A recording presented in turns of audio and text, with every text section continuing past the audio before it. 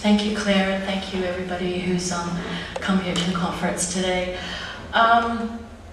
Before I get into the paper, I just want to flag up what I think is at stake in what we're talking about in relation to points-based immigration, and in our paper, the marketisation of international education today. The role of our universities is changing fundamentally. That's one thing that's at stake. Two is the welfare of our students. If we have time later, because I think we are the last two speakers, I'd really love to talk about the case of Australia, which some of you may or may not be familiar with.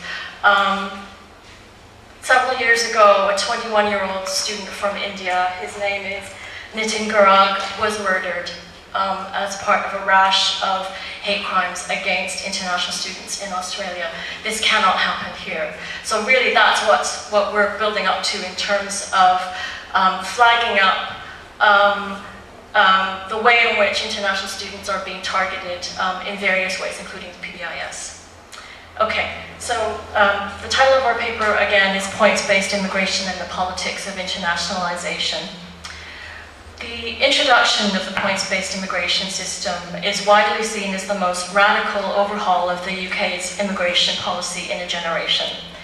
The Tier 4 category of PBIS, introduced on March 29, 2009, requires colleges and universities to be licensed by the UK Border Agency in order to sponsor international students. However, we are arguing that in order to properly understand PBIS and its implications, we also need to consider another policy change that occurred a decade earlier. The Prime Minister's Initiative for International Education, we'll refer to that as PMI. The Prime Minister's initiative effectively paved the way for the marketisation of international education in the UK. Just a little bit closer. Okay. No, I think that's just okay. According to Beatrice Merrick, who is the Director of Services and Research for the UK Council for International Student Affairs, one of the organisations charged with implementing the PMI. This is a quote from her. The launch of the Prime Minister's Initiative for International Education in 1999 marked something of a watershed in UK international education policy. For the first time, there was the recognition at the highest political level of the importance of the international higher education industry to the UK. Competitor countries around the world looked on with interest and used the PMI as a lever to persuade their own governments of the need to develop international education strategies and to provide or increase budgets to go with them. We'd like you to consider the tensions and contradictions between border control and economic globalisation, as well as the ways in which PBIS and PMI might actually work in tandem. The intensified surveillance and economic burden placed on international students under PBIS has its roots in the managerial and profit-seeking logic of the government's international education strategy. This strategy fails to treat international students as learners and instead treats them as sources of income, or cash cows, to offset the government's retreat from public services such as education, higher education. Treating them as commodities rather than students is a form of abstraction, which then makes it socially acceptable to discriminate against and scapegoat international students, along with other foreigners, for this very same disinvestment in education, healthcare, housing, etc. What is at stake then is not simply the fate of international students. What is at stake is the fate and nature of higher education itself. And in terms of scapegoating, I can point to a news release that was issued October 6th from the UKBA. It's on their website.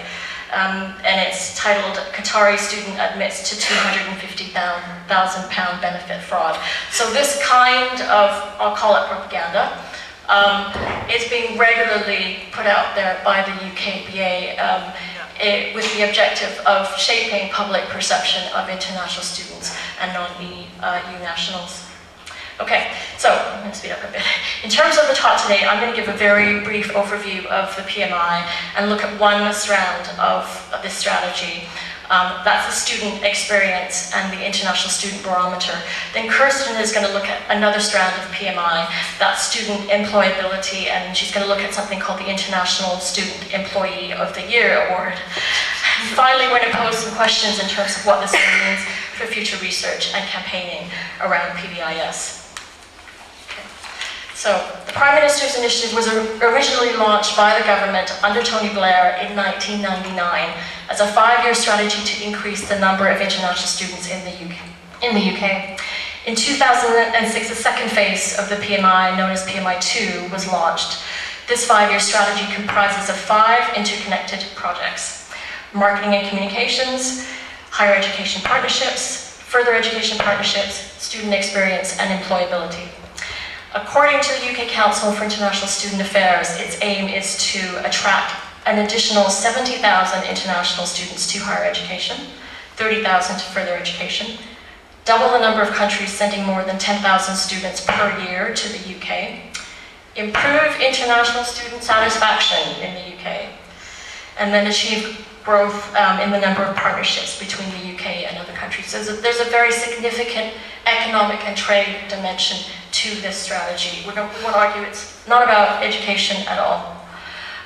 So the PMI needs to be understood as a business strategy to globalize higher education, to develop overseas markets and revenue streams for British colleges and universities whose traditional sources of funding, in other words, state support, were and are being systematically undone. The watershed nature of the PMI mentioned by Beatrix Merrick, which I quoted at the beginning, is a shift from a model of higher education as a national public good to a global commodity. Within this framework, international students are not learners, but economic resources, indexes of global competitiveness, and even agents of international trade. We want to draw attention to the fact that the business model underpinning PMI, which is essentially one of charging market fees for a public higher education system, is now being imposed on home students. So if the findings of the recent Brown Review are implemented,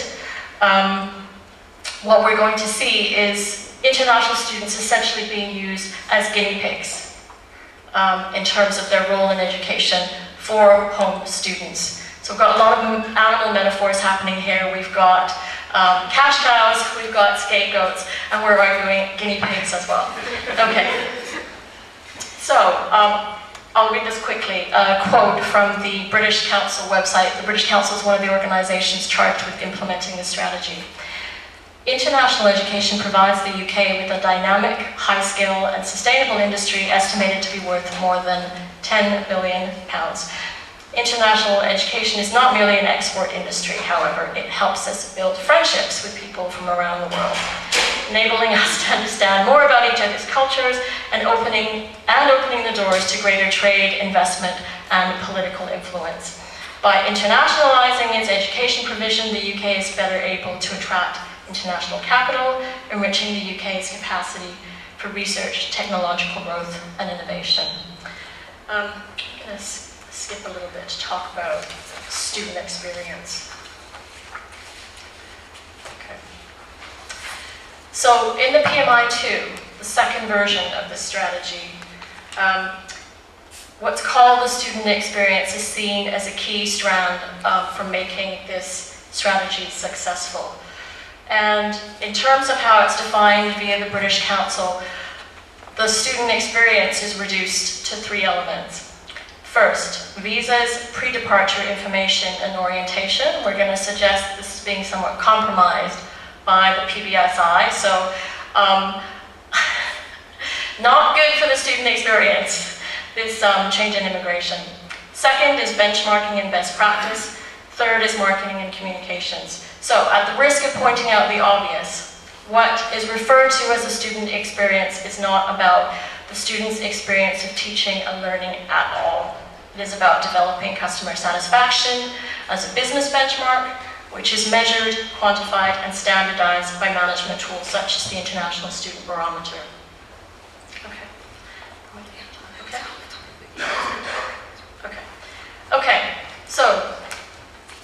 International Student Barometer. I'm going to talk about this in relation to PMI, but also in terms of campaigning as a possible pressure point for how students can resist marketisation, can resist changes in immigration regulation. So what is the International Student Barometer? Fundamentally, it's a business tool developed by Graduate Insight Group, or iGraduate, which is a London-based multinational company with offices in the UK, the US, Australia, and Amsterdam. iGraduate builds the International Student Barometer, currently in use in 190 countries, as, quote, the largest annual study of international student experience in the world. International students are invited to participate in the survey on the premise that it will improve service to current and future learners. It is clear, however, that the primary beneficiaries of this practice are university management. Colleges and universities incentivize international students to report, so self-disclose, their perceptions and expectations of the student experience by offering them a cash prize of up to £1,000. This data can then be used to assess the educational provider's national and global status and competitiveness, and thus the International Student Barometer functions as both market research and performance evaluation. The whole point of this is to try to emphasize really the managerial logic that underlies this strategy and how that has been transferred and hugely amplified through the PBIS. We're talking about different forms of monitoring, different forms of surveillance, and I'm going to touch on surveillance in the last part of my section here. What is most insidious about the International Student Barometer's potential impact, however, is its potential impact on higher education staff as well as students. So on their website, you'll see client testimonials about how managers have used this survey. And they will say things like, and I'll quote here, that the survey has been used to provide, quote, positive reinforcement for staff when they are doing well, as well as to identify, quote, major gaps in their understanding of internationalization, and to provide a barometer of how they can plan their curriculum to suit a global perspective. Okay, so there are implications for staff, even though it's called a student survey, there are implications for students, there are indirect but very serious implications for staff. Okay? As a management tool, the International Student Barometer seeks to develop new mechanisms to predict and control the behavior of both international students as consumers and staff as human resources in the interests of increasing sales and productivity. Thus, tools such as the barometer can be understood as contributing to the further manipulation and exploitation of international students, to the loss of autonomy for academic staff. And what we're asking is it such a stretch for us to imagine such management tools being used as a kind of surveillance? So I'll stop here and I'll let Kirsten pick up.